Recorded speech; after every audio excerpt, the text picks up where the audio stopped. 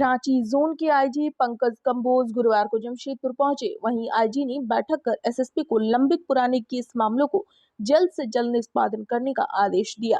IG ने SP कार्यालय में पुलिस पदाधिकारियों के साथ समीक्षा बैठक की, जिसमें कई अहम मुद्दों पर चर्चा की। साथ ही आईजी ने कहा कि जो भी लंबित पुराने केस के मामले हैं उसे जल्द से जल्द निष्पादन किया जाए। पत्रकारों के कई सवालों के मुद्दों पर उन्होंने जवाब भी दिए। वरीय पुलिस अधीक्षक के कार्यालय का वार्षिक इंस्पेक्शन था, जो कि डीआईजी और आईजी को करना होता है। उसी में यह वार्षिक इंस्पेक्शन किया गया है।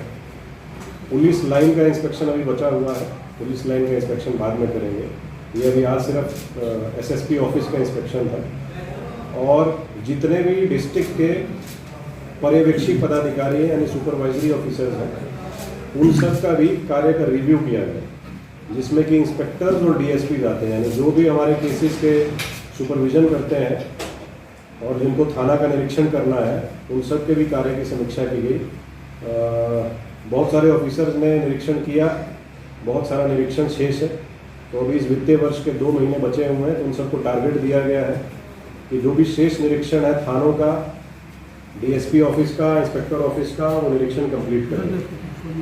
सिटी एसपी, रूरल एसपी, संबंधित डीएसपी और संबंधित इंस्पेक्टर सभी को अपने अपने अंतर्गत आने वाले जितने पुलिस प्रतिष्ठान है उसका निरीक्षण करना है। बहुत सारों में नहीं किया है, तो उनको 2 महीने का समय है, वो कंप्लीट करके और हमको निरीक्षण टिप्पणी कॉपी भेजेंगे। इसके अलावा यहाँ सीनियर एसपी साहब ने एक लोकेशन क्रिएट किया क्राइम सेक्शन के लिए, परंतु पुराने बहुत सारे रिकॉर्ड जो है एसपी ऑफिस में वो पड़े हुए हैं 25 साल से 30 साल से। जो रिकॉर्ड्स पड़े हुए हैं उसकी डिस्ट्रक्शन नहीं हुई, तो उसकी डिस्ट्रक्शन का भी एक निर्देश दिया है कि उसकी प्रक्रिया है, उस प्रक्रिया का पालन करके यदि हमारे पुराने केस हैं, यदि उनका कोर्ट से डिस्पोजल हो गया है, वहाँ से फाइनल मेमो कट के आएगा, तब यहाँ से हम उसको डिस्ट्रॉय कर पाएंगे। ऐसे केसेस जिसमें कोर्ट ने निर्णय दे दिया है और उसमें कोई अपील नहीं है, वो क्या है कि लगभग देख रहे हैं कि 95 से 96 से 97 से भी या केस रिकॉर्ड पड़े हुए हैं। तो केस रिकॉर्ड बहुत स्पेस लेते हैं और बहुत जगह भी खाते हैं और बैठने की तंगी है, तो उससे वो जगह खाली हो गई एसपी ऑफिस में। उसके अलावा यहाँ पे पिछले 15 साल में जितने भी लूट और डकैती के केस में अपराधकर्मी आरोप पत्रित हुए हैं, उन सब की लिस्ट बना के उनकी वेरिफिकेशन करने की आवश्यकता है कि वर्तमान में उनका स्टेटस क्या है, वो कहाँ पे रह रहे हैं, जो खासकर जमशेदपुर जिला के अंतर्गत रहने वाले हैं। और जो जमशेदपुर जिला से बाहर के रहने वाले हैं, संबंधित एसपी को यहाँ से प्रस्ताव जाएगा कि उन पर निगरानी की कार्रवाई की जाए, ताकि उन पर नज़र रखी जा सके कि आज की डेट में उनकी गतिविधि क्या है।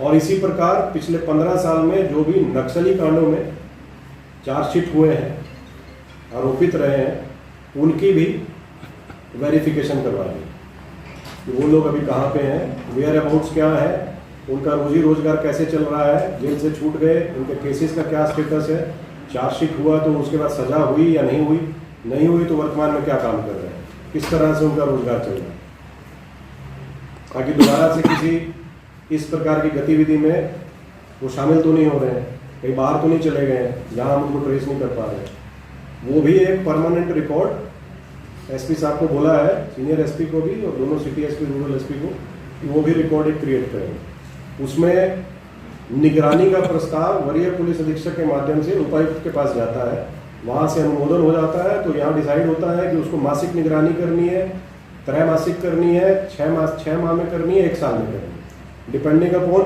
किस तरह का अपराध है। तो ये खासकर जो संपत्ति मूलक अपराध है उसमें एनडीपीएस एक्ट के तहत जो केस दर्ज हुए हैं पिछले 10 साल में, एनडीपीएस में बहुत सारे केस रिपोर्ट हो रहे हैं लगातार।